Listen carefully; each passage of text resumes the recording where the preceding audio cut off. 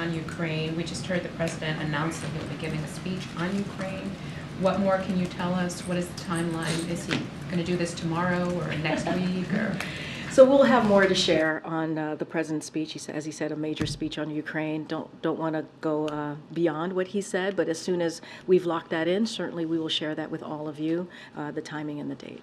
And then you also talked about another means of potentially funding, getting U.S. support to Ukraine. Do you have any details on what he was talking about? I don't have anything more than what the president shared. Look, the president was very clear, right? He basically said, he was able to bring 50 nations together, right? Allies and partners together to give a commitment, to bring forth a commitment to Ukraine as they are bravely fighting for their freedom, right? Fighting for their democracy. And what he said is basically it would be a major mistake for us to walk away from that, for us to walk away from what the brave people of Ukraine are doing every day for this past more than a year. And so there is a broad commitment. We see that from both the House and the Senate, both Republicans and Democrats, to continue that support, that funding support that we have provided for Ukraine. And he believes that still stands. He believes that has not changed, and we need to continue that. Okay. Thanks, Karine. So Biden said today that he's worried about additional funding to Ukraine.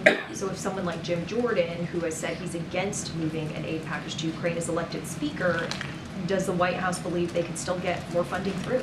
So we're not going to comment on who's in the race or who's not in the race for speakership. That is something that the House needs to figure out. The House Republicans will deal with. What we can say, and what the president said as well, just reiterating this, is that he's committed to working across the aisle in good faith to get things done on a common ground, right? To making sure that we're getting things done for the American people.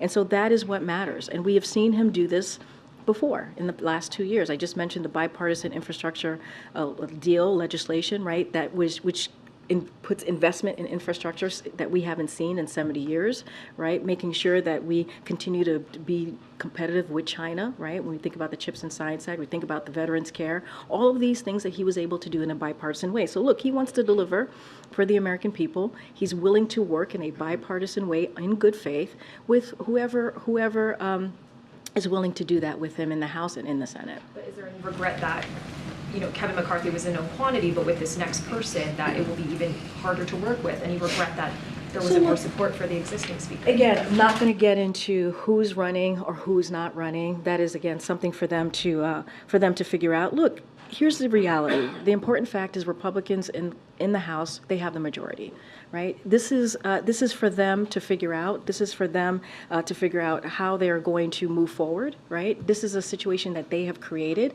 And I don't want to speak for every American across the country, but I would say a majority of Americans are sick and tired of the infighting that they're seeing in the House right now.